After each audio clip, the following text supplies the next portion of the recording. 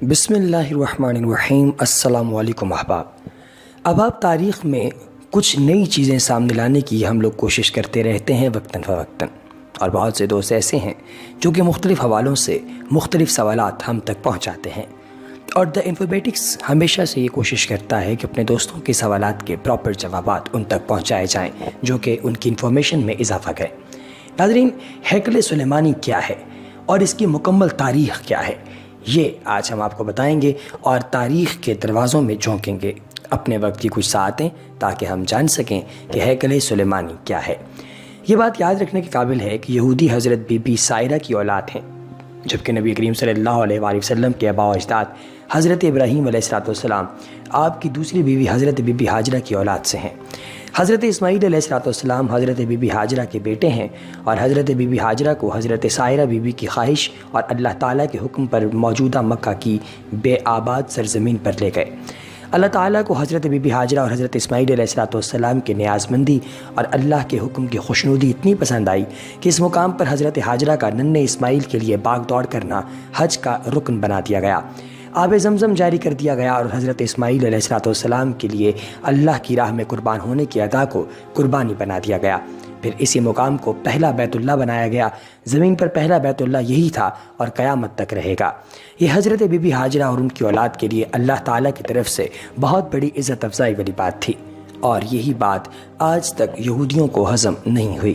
وہ یہ سمجھتے ہیں کہ یہ کیسے ہو سکتا ہے کہ اللہ کی بے حد لاڈلی قوم ہونے کے باوجود ان کو اس بیت اللہ کی جانب رخ کر کے عبادت کرنی پڑے، جسے حضرت اسماعیل علیہ السلام نے اپنے والد حضرت ابراہیم علیہ السلام کے ساتھ مل کر بنایا ہو۔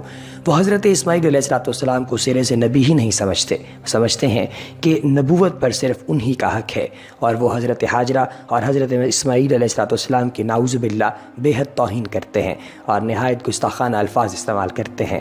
عام طور پر خیال کیا جاتا ہے کہ نبی پاک علیہ السلام کے خاکے کچھ اخبارات مذاق سے اور اتفاقاً بناتے ہیں، ایسا ہرگز نہیں۔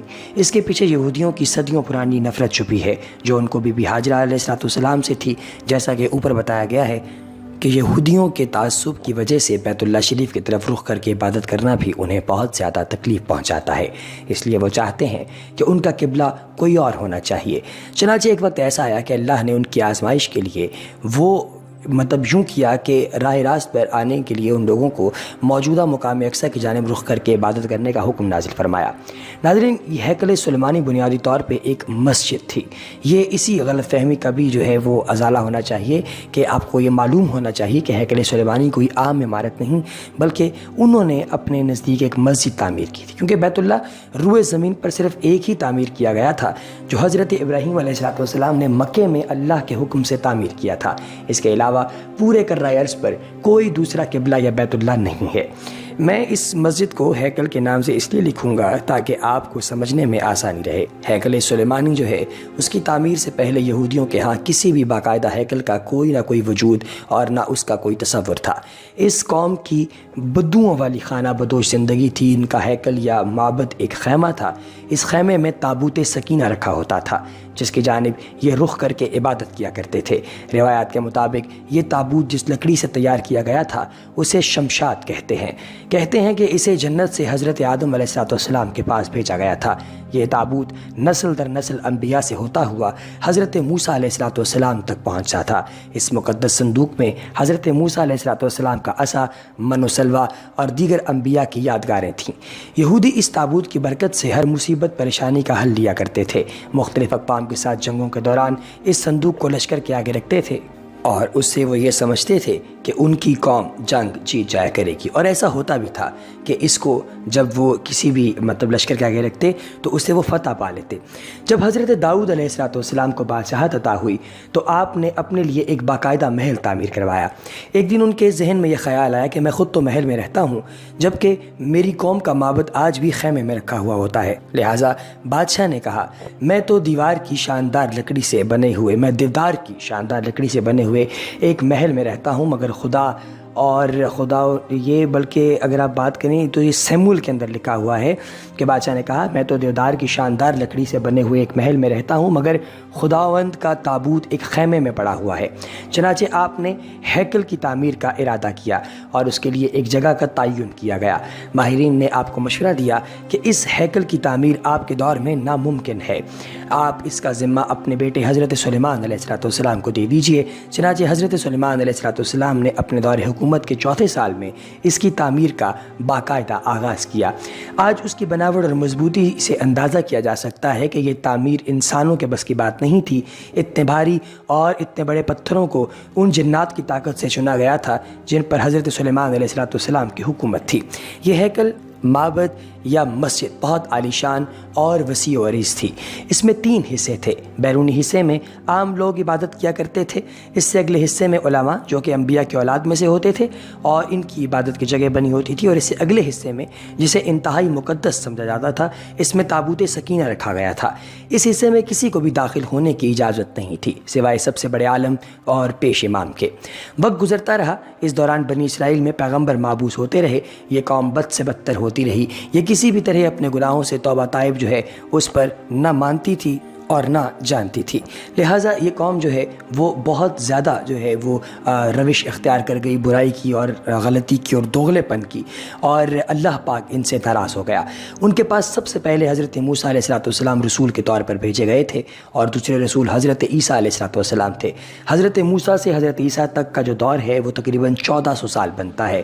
اس کے علاوہ ایک بہت بڑی تعداد میں انبیاء بھی بھیجے گئے، لیکن یہ قوم سدھرنے کو تیار ہی نہیں تھی، حتیٰ کہ ان کی شکلیں تبدیل کر کے بندر اور سور بنا دیا گیا۔ لیکن یہ گناہوں سے باز نہ آئے، تب اللہ نے ان پر لعنت کر دی، اور ان کے ملک پر جب حملہ کیا بخت نصر نے تو ان کا ہیکل مکمل طور پر تباہ و برباد کر دیا گیا۔ ہیکل میں سے تابوت سکینہ نکالا گیا اور اسے کسی گمنام جگہ پہ جو ہے وہ انہوں نے رکھ دیا۔ تقریباً 2 لاکھ یہودیوں کو جو ہے وہ قید کیا گیا اور اپنے ساتھ بابل عراق جو ہے وہ بخت نصر لے گیا۔ یہودی غلاموں کی ایک بستی تعمیر کی جسے تل ابیب جو ہے وہ نام اس کا رکھا گیا، اور 70 سال تک ہیکل صفحہ ہستی سے مٹا رہا۔ دوسری طرف بخت نصر نے تابوت سکینہ کی شدید بے حرمتی کی اور اسے کہیں پھینک دیا۔ کہا جاتا ہے کہ اس حرکت کا عذاب یہ ہوا کہ اس کو اور اس کا ملک جو ہے وہ مکمل طور پہ سائرس نے جو ہے وہ فتح کر لیا، اور یہ بنیادی طور پہ سزا تھی جو اس نے بدسلوکی کی تھی ہیکل کے ساتھ، اس کے نتیجے میں۔ ناظرین، سائرس ایک نرم دل اور انصاف پسند حکمران تھا۔ اس نے تل ابیب کے تمام قیدیوں کو آزاد کر کے ان کو واپس یروشلم جانے کی اجازت دے دی، اور ساتھ ان کو ہیکل کے نئے سرے سے تعمیر کی بھی اجازت دے دی۔ ساتھ میں اس کی تعمیر کے لیے ہر طرح کی مدد فراہم کرنے کا وعدہ بھی کیا۔ چنانچہ ہیکل جو ہے اس کی دوسری تعمیر جو ہے وہ 537 قبل مسیح میں شروع ہوئی، لیکن تعمیر کا کام سر انجام دینے والوں کو اپنے ہم وطن دشمنوں کی اتنی زیادہ مخالفت کا سامنا کرنا پڑا کہ تعمیراتی کام جلد ہی عملی طور پر بند ہو گیا اور دارہ اول کے دور حکومت تک مداخلت ہی کا شکار رہا۔ اس کی حکمرانی کے دوسرے سال میں حضرت زکریا علیہ السلام نے وہاں کے گورنر زروبابل اور سردار کاہن یشوع ان کی حوصلہ افزائی کی کہ وہ دیو ہیکل کی تعمیر ثانی کی دوبارہ کوشش کریں۔ انہوں نے مثبت رد عمل کا اظہار کیا اور 4 سال کے عرصے میں اس کو پائے تکمیل تک پہنچایا، لیکن اس بار اس میں تابوت سکینہ نہیں تھا۔ اس کے بارے میں آج تک معلوم نہیں ہو سکا کہ بخت نصر نے اس کا کیا کیا۔ کچھ لوگوں کا کہنا ہے کہ اس مقدس صندوق کی مزید توہین سے بچانے کے لیے اسے اللہ پاک کے حکم سے کسی محفوظ مقام پر معجزانہ طور پر چھپا دیا گیا ہے جس کا کسی انسان کو علم نہیں، لیکن یہودی اس کی تلاش میں پورے کرائرز کو کھود ڈالنا چاہتے ہیں۔ ایک اور دلچسپ بڑی زبردست بات آپ کو ہم اپنے تمام سامعین کو بتاتے ہیں کہ عام طور پر تاریخ دان ہیکل کی 2 دفعہ تعمیر اور 2 دفعہ تباہی کا ذکر کرتے ہیں۔ تاریخ کے مطالعے سے ایک بات جو ہمارے سامنے آئی ہے کہ اس ہیکل کو 3 بار تعمیر کیا گیا ہے، لیکن اس کے ساتھ ہی ایک دلچسپ کہانی بھی وجود میں آئی۔ ہیروڈس نے جب اس کو بہتر طریقے سے تعمیر کی نیت کی تو یہودیوں کے دل میں ایک خوف پیدا ہو گیا کہ اگر اسے نئے سرے سے تعمیر کے لیے گرایا گیا تو دوبارہ تعمیر نہیں ہوگا۔ ہیروڈس نے ان کو بہلانے کے لیے کہا کہ وہ صرف اس کی مرمت کرانا چاہتا ہے اور اسے گرانا نہیں چاہتا۔ چنانچہ سن 19 قبل مسیح میں اس نے ہیکل کی ایک طرف کے حصے کو گرا کر اسے تبدیلی کے ساتھ اور کچھ وسیع کر کے دوبارہ تعمیر کروایا۔ یہ طریقہ کامیاب رہا اور یوں یہودیوں کی عبادت میں خلل ڈالے بغیر تھوڑا تھوڑا کر کے ہیکل گرایا جاتا رہا اور اس کی جگہ نیا اور پہلے سے مختلف ہیکل وجود میں آتا رہا۔